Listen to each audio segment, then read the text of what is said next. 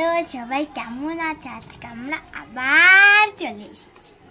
আজকে নতুন একটা ভিডিও নিয়ে আবার আমরা চলে এসেছি। আজকে আমাদের 30 ডেজ চ্যালেঞ্জের ডে 21। ইয়েস, লিখেছিস? হ্যাঁ, বল কি কি লিখলি? ছবি এঁকে রং করেছি। আচ্ছা 2 পেজ লিখেছি। আচ্ছা, আর সুপ্রেস মানে চেপে রাখা। ও সুপ্রেস মানে চেপে রাখা। আর একটা কি লিখেছিস? লাইলি ক্ল্যাড, সুসজ্জিত। হ্যাঁ, বাহ, তুমি কি লিখেছো? হ্যাঁ আজকে আমিও লিখেছি ডে 21-এ রবীন্দ্রনাথ ঠাকুরের আর একটা বাণী। যদিও এটা অনেকবার আমরা শুনেছি, অনেক জায়গাতে দেখাও যায়, শোনাও যায়, সেটাই আজকে লিখেছি। সেটা হচ্ছে রবীন্দ্রনাথ ঠাকুর বলেছেন, শিক্ষাই মানুষের মধ্যে সুপ্ত মানবতাকে জাগিয়ে তোলে। এটা রবীন্দ্রনাথ ঠাকুর লিখেছেন। এটার মানে কি? এটার মানে হচ্ছে তোমরা এই যে সব কিছু শিখতে পাচ্ছ না, শিখছো, নতুন নতুন কিছু পড়াশোনা করছো, শিখছো, এই শিক্ষা অর্জন করছো, পড়াশোনা করছো, স্কুলে যাচ্ছ না, এর মধ্যে দিয়েই তোমার মধ্যে যা যা কিছু আছে, তুমি মানে যা যা কিছু পারো, ঠিক আছে, যেমন ধরো তুমি ভালো একটা ছবি আঁকতে পারো, তুমি ভালো গান করতে পারো, এই জিনিসগুলো তোমার ভেতরে আছে।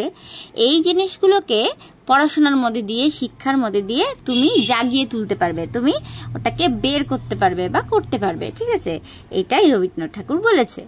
আচ্ছা, এটা ছিল আজকের বাণী। আর দুটো ওয়ার্ড লিখেছি, সেটা হচ্ছে, প্রথম ওয়ার্ডটা হচ্ছে মেঘাচ্ছন্ন। যেমন এখন আকাশগুলো যেমন হয়ে থাকে সব সময় একেবারে মেঘাচ্ছন্ন, আর ঝমঝম করে বৃষ্টি চলে আসে না যখন তখন। আর মেঘাচ্ছন্নটা হচ্ছে ওভারকাস্ট লিখেছি ইংরেজিটা। আর একটা লিখেছি নিদ্রাহীন। নিদ্রাহীন অনেক সময় আমরা কি হয়, বৃষ্টি আসে, কারেন্ট চলে যায়, নিদ্রাহীন থাকতে হয়, তাই না, ঘুম আসে না, তো ওটা হচ্ছে ইনসমনিয়া, নিদ্রাহীনটার ইংরেজি, ঠিক আছে। এই দুটোই লিখেছি। নাও আজকে আমারটা তোমারটা দুজনারটাই পেন দিয়ে।